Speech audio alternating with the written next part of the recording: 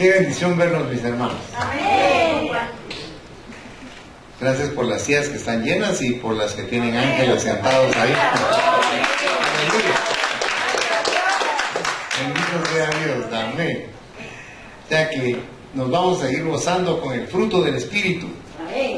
Fíjense que el fruto del Espíritu debemos comprender que viene del Espíritu Santo. Fíjense, de nosotros no puede emanar ese fruto, sino es un fruto que produce el Espíritu Santo en nuestro espíritu, para que nosotros logremos vencer las obras de nuestra carne. Fíjense que la lucha que nosotros tenemos es una lucha bien fuerte, porque es contra nosotros mismos, es contra nuestro intelecto, contra nuestras ideas, contra lo que hemos aprendido. Porque recuérdense que Dios nos dice las cosas que no son de acuerdo con lo que hemos aprendido con la humanidad. A nosotros nos enseñaron a no dejarnos. Pero ¿qué nos dice Dios? Dios nos dice: ama a los que te hacen daño, ama a los que te lastiman. Y eso no es fácil, hermanos. Fíjense que eso solo lo puede producir el Espíritu Santo en nuestro interior. Por eso es que nos compara como a una planta que va a producir ese fruto. Pero recuerden que ese fruto depende del Espíritu Santo, pero en gran parte de la buena voluntad que nosotros tengamos hacia Dios, para dejar que fluya ese fruto que Él quiere que nosotros produzcamos. El fruto que nos toca ahora es la benignidad. Y dice en Gálatas 5:22, leído en el nombre del Padre, del Hijo y del Espíritu Santo, dice: mas el fruto del Espíritu es amor, gozo, paz, paciencia, benignidad, bondad, fe. Padre, esta mañana te pedimos que bendigas la palabra, que tú produzcas a través de ella un anhelo vehemente en nuestro corazón de quererte obedecer, de que nuestra carne y nuestra alma se plieguen a los deseos de tu espíritu, para que nosotros tengamos una vida productiva y fructífera. Ayúdanos, Señor, porque no es fácil. Yo te agradezco, Cristo, que tú te encarnaste y que fuiste un ser humano y que comprendes lo que es nuestra naturaleza y la lucha que tenemos contra nosotros mismos. Por eso esta mañana te ruego que nos des la fuerza necesaria para producir el fruto que tú anhelas de nuestro espíritu. En el nombre de Jesús. Amén.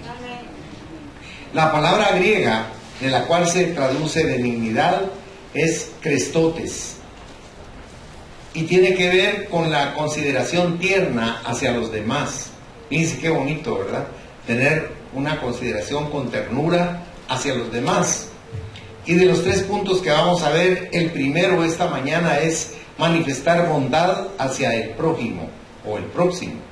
Si leyeran conmigo Efesios capítulo 4, versículo 32, dice: antes sed benignos unos con otros, misericordiosos, perdonándoos unos a otros como Dios también os perdonó a vosotros en Cristo. Fíjense que esto en la vida real no es tan contundente para nuestro corazón, porque cuando estamos lastimados lo que tenemos en nuestro interior, ¿qué es? Dolor, ¿verdad? Dolor, sufrimiento. Y no es fácil decir: no, voy a perdonar, voy a olvidar. Pero ¿saben qué es lo que pasa? Nos olvidamos de que el que nos puede dar a nosotros la fuerza para hacer eso es el Espíritu de Dios, el Espíritu Santo. Fíjense que el nombre del Espíritu Santo es el ayudador. Dice, alguien que viene a tu vida para ayudarte para siempre. Alguien que quiere ayudarnos porque sabe la fragilidad que tenemos. Y recuerden ustedes que las cosas buenas las olvidamos, pero las cosas malas como que nos las hubieran grabado con una impronta en el corazón, ¿verdad? Nunca se nos van de ahí. Y nosotros tenemos que entender que eso es como un lastre que venimos arrastrando.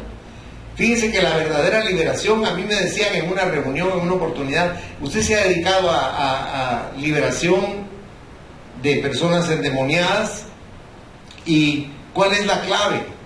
La clave es el perdón. La única forma de soltarnos es perdonando. Porque cuando no hemos perdonado, aunque hayan pasado 40 años y aparece aquella persona que nos dañó, volvemos a sentir el mismo resentimiento que tuvimos hace 40 años. Porque, como les reitero, el dolor se clava como una estaca en nuestro corazón, nos hace llorar muchas veces. Es un sufrimiento tremendo. Pero el poder del Espíritu Santo es maravilloso porque arranca todas estas raíces del corazón y las sana totalmente. No las cura, las sana. El Señor tiene un poder sobrenatural para hacer bendición en nuestro interior. Aquí se define la bondad como blandura y apacibilidad de genio. El genio siempre habla de nuestra reacción emocional hacia lo negativo, hacia las circunstancias adversas. O sea, ¿cómo respondemos a un mal que nos hacen? Eso es bien importante que nos lo preguntemos, porque como creyentes tenemos que aprender a controlar nuestro temperamento. El Espíritu Santo debe ayudarnos a canalizar en forma efectiva y también afectiva nuestras emociones santificadas.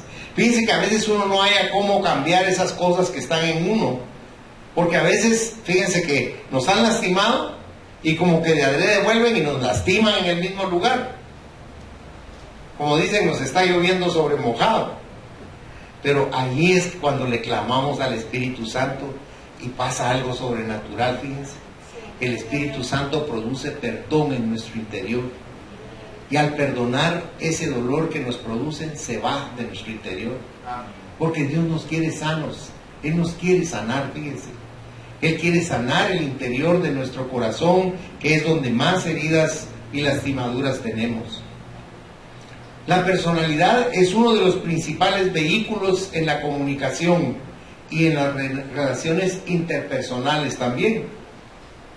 Los sentimientos como la ira, el enojo, el temor, la depresión, la tristeza, el odio, la venganza, se proyectan a través de la personalidad. La personalidad también transmite el gozo, el amor, el perdón y la aceptación. Fíjense qué interesante que emana de nosotros. Ahora, la bondad manifestada hacia el prójimo implica consideración, ayuda, el cultivo de amistad. La bondad desaloja del carácter el egoísmo, el ser oportunista, el manipular con astucia y sagacidad a los demás para fines propios. Nosotros debemos comprender que Dios quiere que exista una amistad entre nosotros. Él mismo quiere ser amigo de nosotros. Fíjense que en Proverbios, si ustedes me acompañan a Proverbios 18, versículo 24, dice la palabra: el hombre que tiene amigos ha de mostrarse amigo. Y mire lo que dice: y amigo hay más unido que un hermano. Y ese es Cristo, nuestro mejor amigo. Ahora, en Efesios 5:15, mire cómo nos exhorta a que tengamos desde nuestro corazón la voluntad de obedecer. Dice: mirad pues con diligencia cómo andéis, no como necios, sino como, dice, como sabios. Él quisiera que nosotros tuviéramos esa sabiduría. ¿Saben qué es lo que pasa? Que la sabiduría racional del hombre no encaja con la sabiduría sobrenatural de Dios. Santiago nos explica en el capítulo 3 que la sabiduría natural del hombre, ¿cómo es? Dice que es terrenal, animal y ¿qué? Diabólica, dice, ¿verdad? Ahora, la sabiduría que viene de Dios en primer lugar es pura, dice. O sea, quiere decir que la sabiduría se puede corromper, pero la sabiduría de Dios es pura. Y esa sabiduría es la única que nos quita el velo de los ojos y nos dice: ¿por qué estás desperdiciando tu vida en ese tremendo caudal de dolor, de resentimiento, de odio, de sufrimiento? Dice: detente, porque yo quiero cambiar eso. Y lo que quiero es producir en ti un gran beneficio, un río de agua viva, algo que refresque tu alma, algo que vivifique tu espíritu, algo que haga a un lado totalmente ese cúmulo de dolor que te embarga todos los días. Miren, las personas no lo dicen, pero cada uno de ustedes tiene un dolor en su corazón. Cada uno de ustedes. A veces lo añejamos, lo tenemos ahí guardado, pero lo tenemos. Y Dios lo que quiere es que nos soltemos de eso, que dejemos ir esas cosas. Porque acuérdense que el propósito es producir un fruto de benignidad. O sea, que seamos benignos. Pero eso solo se puede producir a través de que nos soltemos de esas ataduras del pasado que tanto gobiernan nuestro corazón. Hay que pedirle a Dios también que se manifieste en nosotros el don de discernimiento de espíritus, con el propósito de que cuando alguna persona se acerque a nosotros con un pensamiento avieso, o para manipularnos o para dañarnos, el Espíritu Santo nos revele las malas intenciones de esta persona. Fíjense que en la sobrenaturalidad de Dios, Él nos dice muchas veces, cuidado, dice, con esa persona. Y uno lo ve todo de una manera, pero Dios lo ve con perfección, con profundidad. Y Él nos dice, ten cuidado, porque esa persona te va a hacer daño. Uno no lo puede concebir, pero Dios nos lo puede aclarar, para que no se aprovechen de nuestra bondad. Porque fíjense el balance tan perfecto de Dios. Quiere que nosotros produzcamos el bien, que seamos benignos, pero también no quiere que los malignos se aprovechen de nuestra benignidad. Porque hay gente que nos va a estar lastimando continuamente. ¿Y qué dice Dios de ellos? Que nos apartemos. Se recuerda que Pablo dice, con los tales ni siquiera comáis, dice, ¿verdad? O sea, Dios tiene un balance perfecto en nuestra vida. El segundo punto que vemos esta mañana es estar dispuestos a sufrir, si fuera necesario, por la causa de Jesús de Nazaret. Vayamos a Gálatas capítulo 6, versículo 2. Aquí nos dice Pablo, sobrellevad los unos, dice, las cargas de los otros y cumplid así la ley de Cristo. Note que eso es una ley, ya se fijó. El tener misericordia uno de otros para sufrir con ellos, para ayudarlos, eso implica una ley que tenemos que cumplir con amor, porque es lo que el Señor quiere aquí. Fíjense que los primeros cristianos firmaban su testimonio con la tinta de su propia sangre. O sea, eran personas que estaban sufriendo, porque la palabra mártir es exactamente igual que la palabra testigo. Vienen de la raíz griega martur, la cual a su vez da en su etimología lo que es la revelación de mártir. O sea que su profesión de fe en muchos casos llega a ser sinónimo de martirio. Uno a veces lee del martirio que sufren personas fuera, pero ¿y cuando usted está sufriendo? ¿No es un martirio eso? Uno muchas veces no lo dice, pero uno está sufriendo y es un martirio el sufrir de esa manera. Y el único que nos puede dar la fuerza para resistir, para soportar, es el Espíritu de Dios. Mire lo que la Biblia nos dice de las personas que sufrieron, porque uno piensa, por ejemplo, Isaías, uno dice, ¡ay, dichoso Isaías, qué profeta! ¿Sabe cómo murió Isaías? Lo amarraron de sus manos y de sus pies y lo estiraron. Y tomaron una sierra con la que cortaban árboles en esa época, tenía unos dientes enormes, y lo partieron por la mitad vivo. Así murió ese gran siervo de Dios. Por eso, miren lo que dice aquí Hebreos capítulo 11, si es tan amable, del 36 al 38. Dice, otros experimentaron vituperios y azotes, y a más de esto prisiones y cárceles.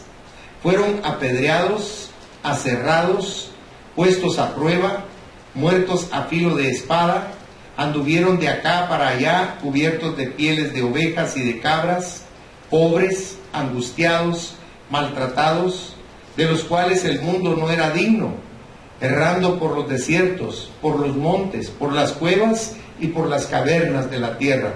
Mire qué tremendo le tocó a estas personas que estaban sirviendo a Dios. Cualquiera diría, dichoso el que está sirviendo a Dios, pero no saben que hay que pagar un precio. Yo me tomé la libertad de buscar la historia de los apóstoles del Señor, para que usted tenga una idea cómo murieron.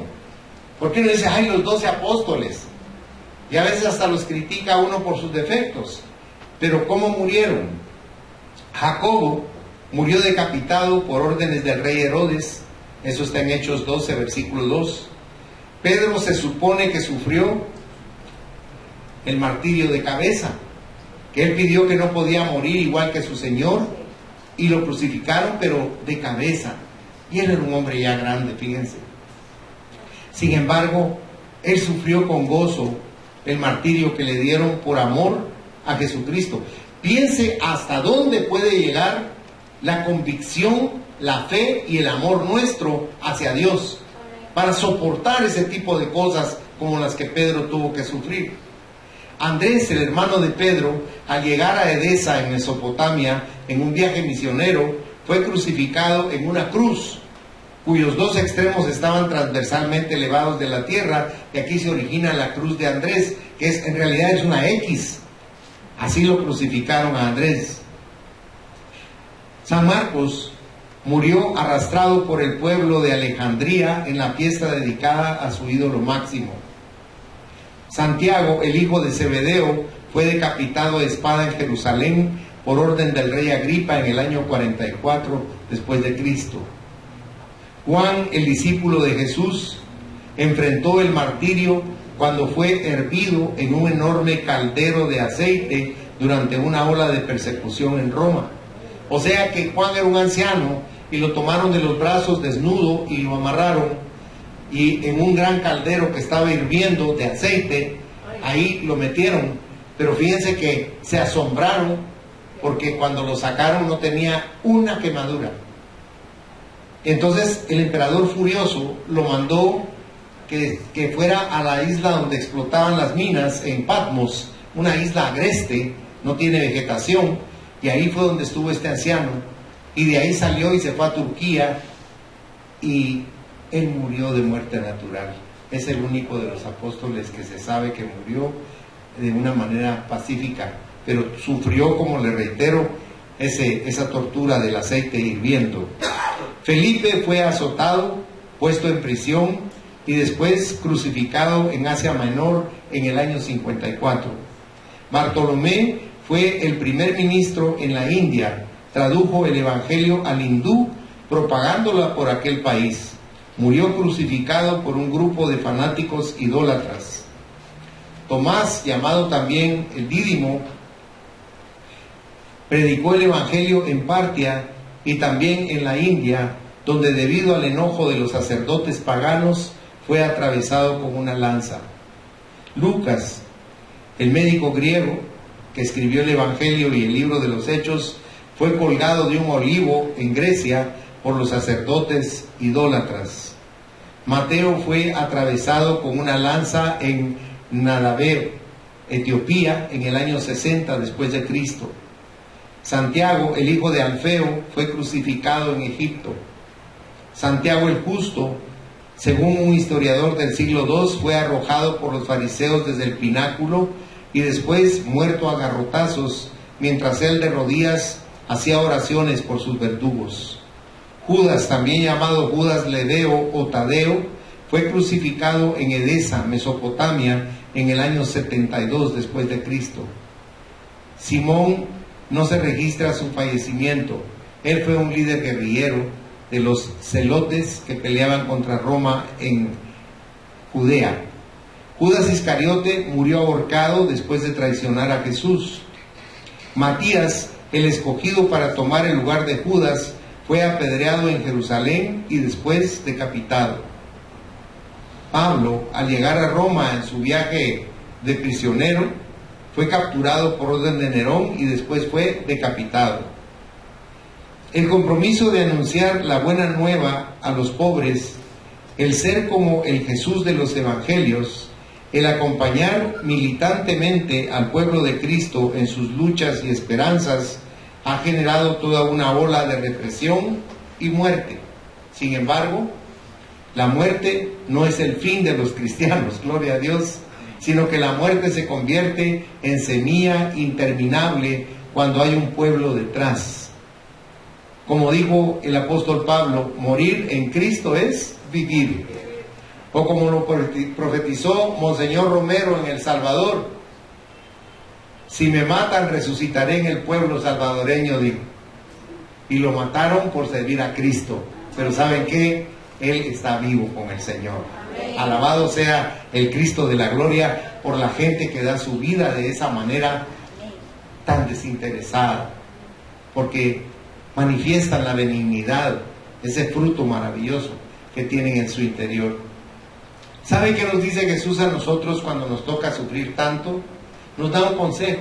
Si usted va conmigo a Mateo 5, versículo 12, dice el Señor Jesucristo: gozaos y alegraos, porque vuestro galardón es grande en los cielos, porque así persiguieron a los profetas que fueron antes de vosotros.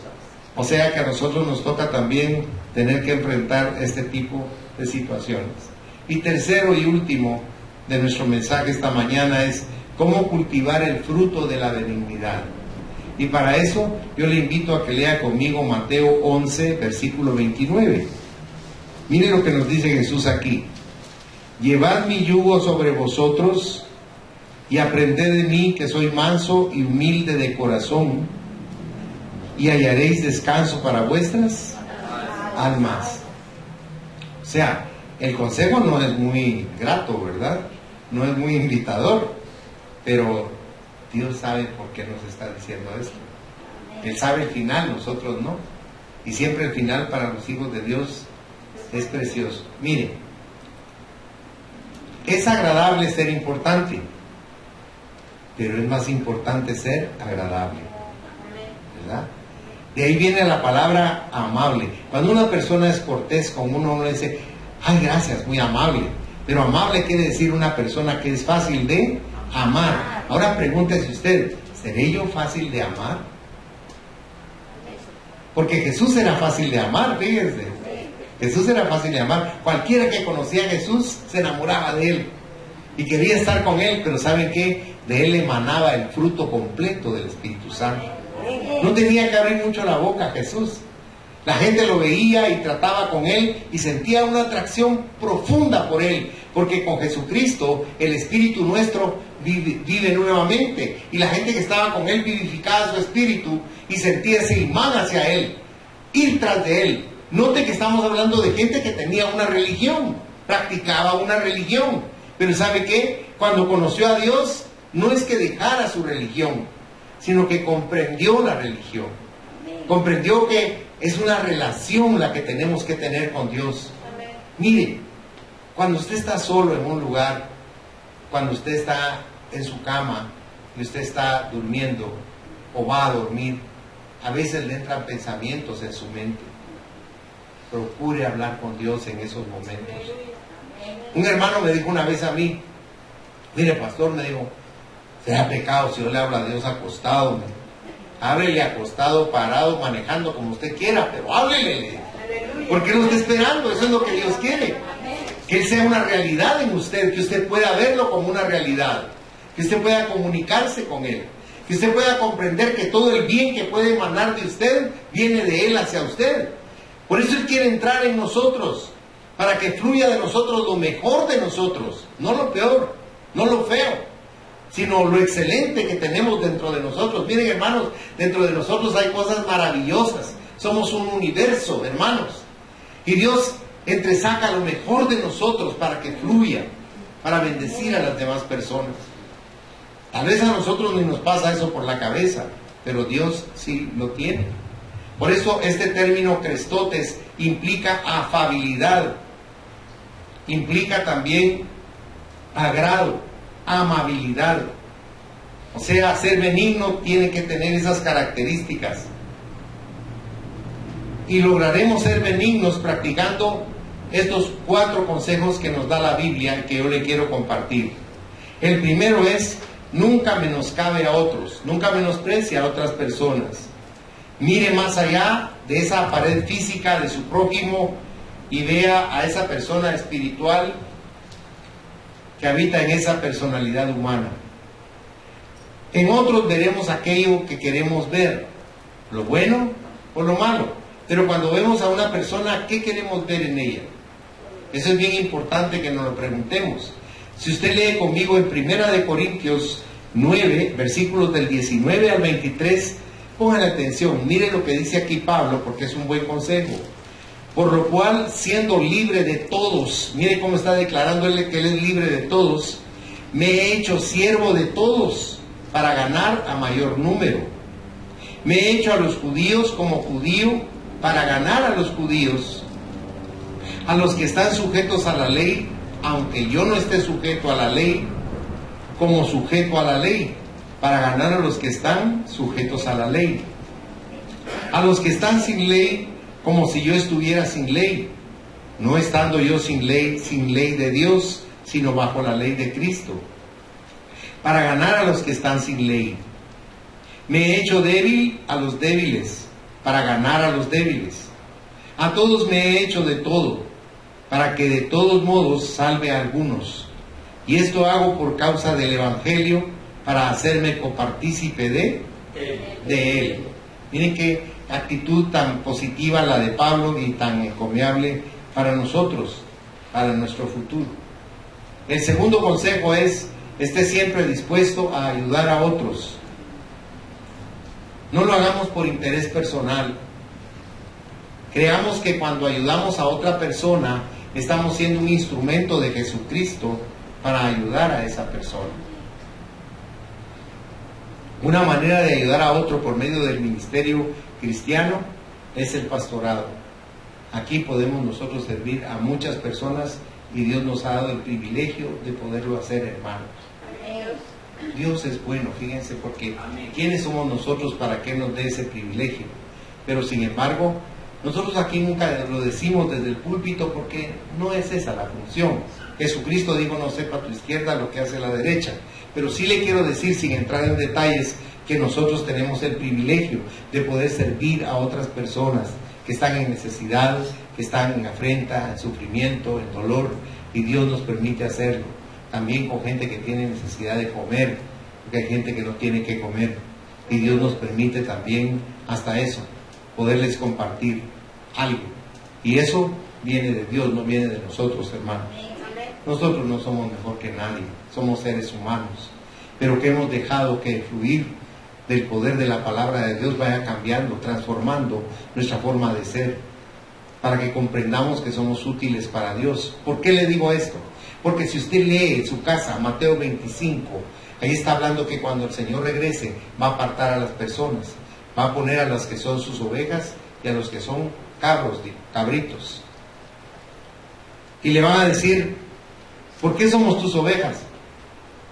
Porque cuando tuve hambre me diste de comer, estuve desnudo, me vestiste, estuve en la cárcel, me visitaste, cuando tuve hambre me diste de comer. Y les hace una lista tremenda. Y ellos hasta se miran extrañados y dicen: Jesús, ¿cuándo te vimos así? No me lo hicieron a mí, sino lo hicieron a otros, pero al hacérselo a otros, a mí me lo estaban haciendo. Por eso a los que son cabros les va a decir: ustedes malditos al fuego eterno de Satanás y sus demonios. Así les dice: apártense de mí, no los conocí, porque cuando tuve hambre no me dieron de comer, cuando estuve desnudo no me vistieron, estuve preso y enfermo y no me visitaron. ¿Sí? ¿Cuándo fue eso? Nosotros nunca te vimos. Él mismo lo dice ahí en el Evangelio. Y Él les dice a ellos: por cuanto no se lo hicieron a los que tenían necesidad, no ayudaron a los que necesitaban, a mí no me lo hicieron, y van al infierno. Y eso no lo digo yo, lo dice Jesucristo en el Evangelio con suma claridad. Por eso, miren lo que dice Colosenses 3, 23 y 24, dice: y todo lo que hagáis, mire qué consejo más formidable, hacedlo de corazón, dice, como para el Señor y no para los hombres, sabiendo que del Señor recibiréis la recompensa de la herencia, porque a Cristo el Señor servís. ¿Sabe qué dice Jesús en San Mateo también? Dice que cuando usted le da a un siervo o una sierva de Dios un vaso de agua, dice: ese simple vaso de agua, dice Cristo, tiene una gran recompensa. ¿Sí? O sea, usted lo da con amor, usted lo da sin ningún interés, usted da el vaso de agua, pero usted no se imagina que Dios está registrando esa actitud de parte de su corazón. Una vez mi tía Raquel, que yo le cuento que una mujer entregada a Dios, estaba regando su jardín en Miami, y me dice: fíjate, hijito, que vi venir aquel hombre, un hombre que no tenía nada, se veía que era un homeless, y se acercó a ella y le digo: señora, no me permite que tome agua de la manguera, es que tengo mucha sed. No, le dijo, permítame. Y ella apagó el chorro y se entró rápidamente y fue a traer un vaso con agua fresca y en una porcelanita y lo sacó. Y cuando salió, pero eso fue rapidísimo, y cuando salió me dice: ya no estaba. Y yo me puse muy triste y salí a la calle para ver por dónde iba y no estaba. Entonces me recordé de la palabra de Dios, y me puse a llorar porque le dije, gracias Señor, porque me diste oportunidad de mostrarte que en mi corazón yo tengo un deseo de servir a las personas. Porque a veces no creemos que eso sea importante. Todo es importante. Mire, para el ser humano hasta un dicho hay que dice que obras son amores y no buenas razones, ¿verdad? Que el infierno está empedrado de buenas intenciones. Yo le quiero decir algo. Para Dios sus intenciones cuentan. Muchas veces usted ha querido hacer un bien y por alguna circunstancia no lo ha llevado a cabo. Y usted se siente frustrado porque no lo hizo. Pero yo le voy a decir algo. Dios está gozoso de esa intención que brotó del interior de su ser. Porque Dios sí toma en cuenta esas cosas. Dios lo toma en consideración. Por eso cuando uno comienza a escudriñar la palabra, uno comienza a descubrir un mundo nuevo, un mundo maravilloso, que a veces puede uno imaginarlo, pero comprobarlo es muchísimo mejor. El tercer consejo que nos da es: trate a su prójimo con cortesía y respeto. Fíjese que eso se ha ido perdiendo con el tiempo, pero es tan importante. Cuando yo era niño, iba con mi abuela, mi abuela me traía a misa aquí a Santo Domingo, y ella, después de la misa, yo tenía que esperar ahí sentadito con ella, porque rezaba 3 rosarios. Entonces, créame que era bastante tiempo el que tenía que estar ahí con ella. Y cuando salíamos, nos veníamos en autobús para la casa. Pero si entraba una persona y el bus iba lleno, me decía, párate y dale lugar a la señora. Y yo me paraba y le daba el lugar la señora. Me decía a veces, no, ni quédese ahí, un niñito, ¿verdad? Lo que pasa es que desde pequeño, fui pequeño. Entonces decía, no, quédese ahí en su lugar y que este en el otro. Pero yo me recuerdo esas enseñanzas de ellos, cómo nos enseñaron tantas cosas que ahora se han perdido. Pero ¿saben qué? Eso hacía que tuviéramos una sociedad diferente, que fuera una sociedad con principios. No era perfecta, pero en su gran mayoría era diferente a la sociedad que vemos actualmente. Por eso es tan importante que tratemos a las personas con deferencia, porque las personas van a reflejar lo que uno proyecta. Si uno proyecta enojo, las personas nos van a responder también con enojo. Si uno proyecta gozo y alegría, las personas se van a estar riendo con uno. Por eso es tan importante que uno lo haga. Hace muchos años pusieron una campaña ponían con estas, ¿cómo se llaman? Que pegan, calcomanías, sí. Las ponían en los diferentes lugares donde uno iba, decía, sonríe, a Cristo le ama, y era una carita sonriente, y uno, sin querer, uno se reía, ¿verdad? Porque le estaban invitando a uno que sonriera. Ahora le ponen a uno sonríe o lo estamos filmando. Pero la realidad es que Dios quiere que nosotros tengamos ese espíritu. Mire, le voy a poner un ejemplo bíblico. Una mujer con su esposo salieron de Israel porque había mucha escasez y mucha necesidad, y se fueron a un lugar donde no adoraban a Dios. Estuvieron ahí y lo que sucedió fue que sus hijos se casaron ahí. O sea, murió el esposo, sus hijos se casaron los dos y los dos murieron. Se quedó viuda y sin hijos.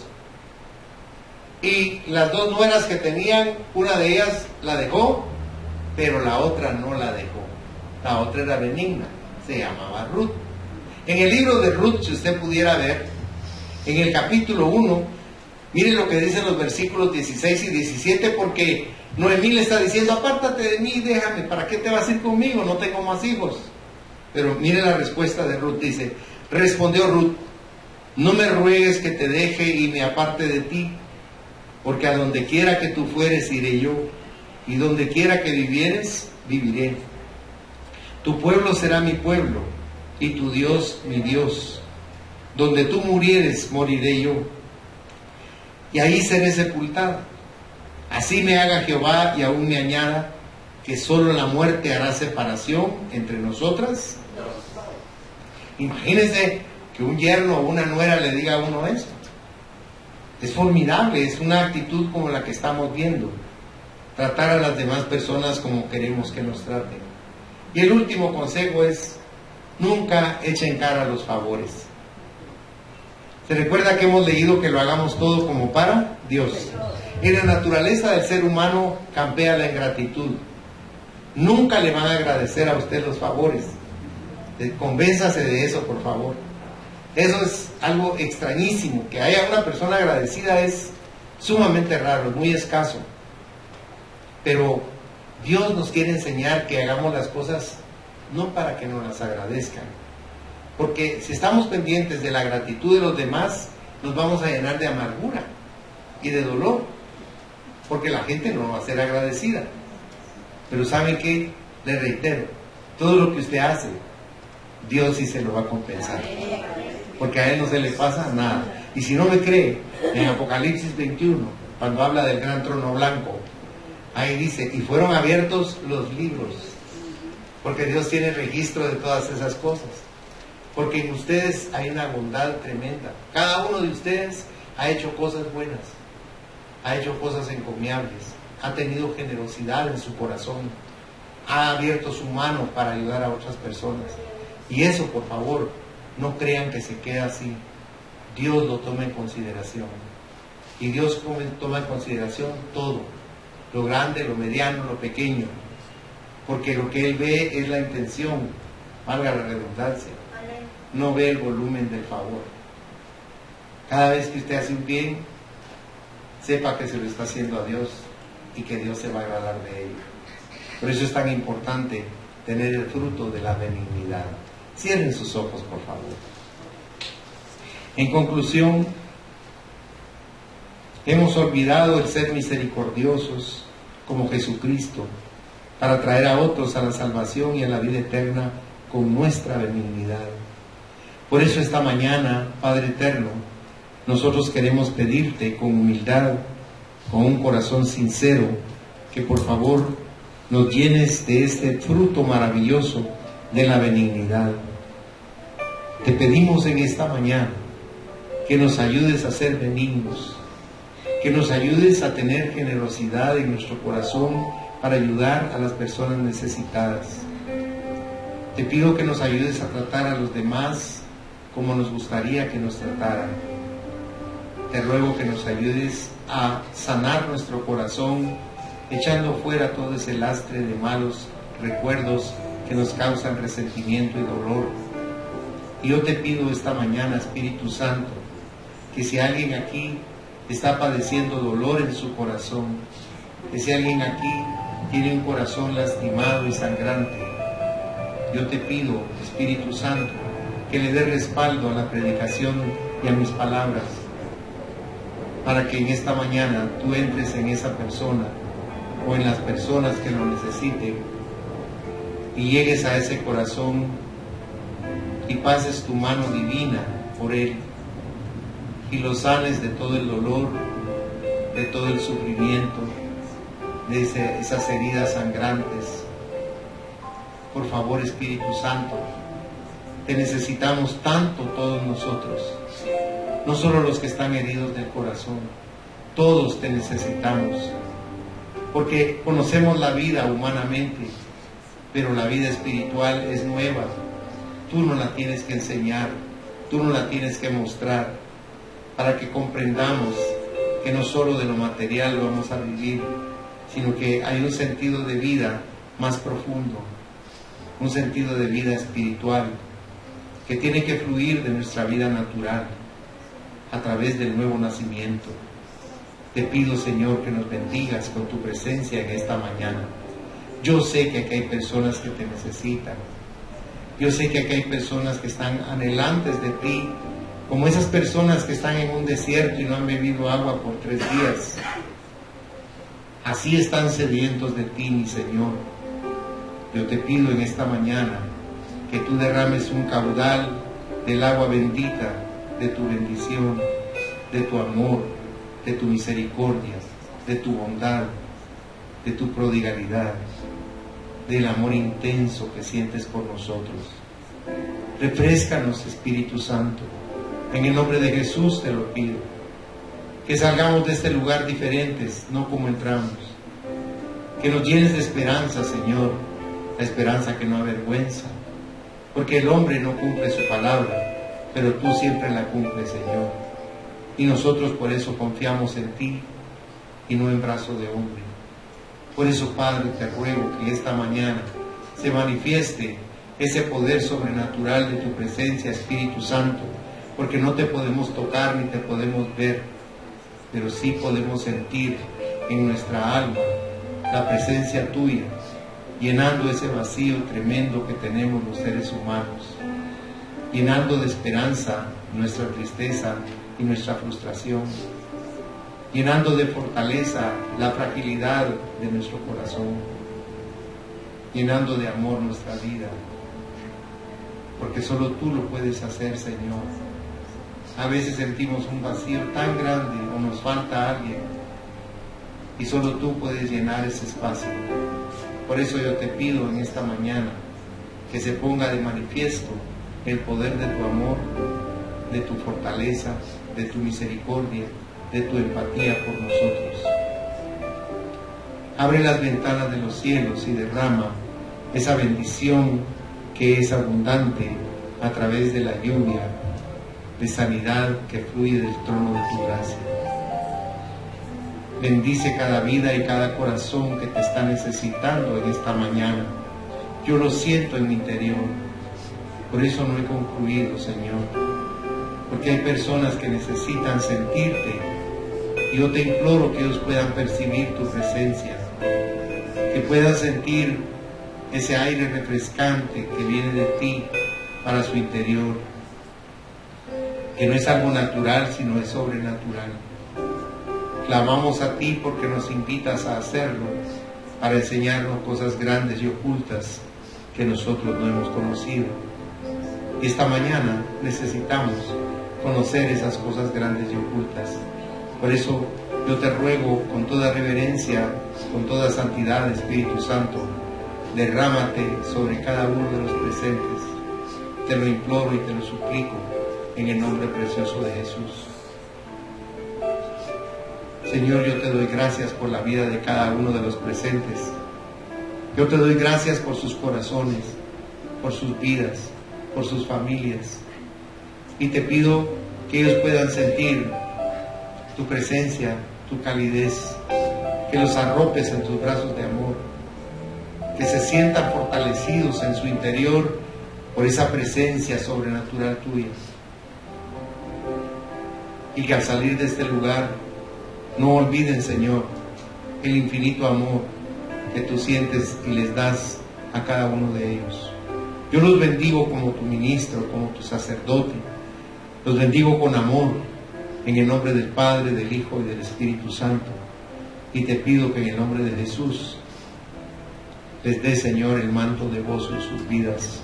Amén. El Señor les bendiga ricamente, mis hermanos.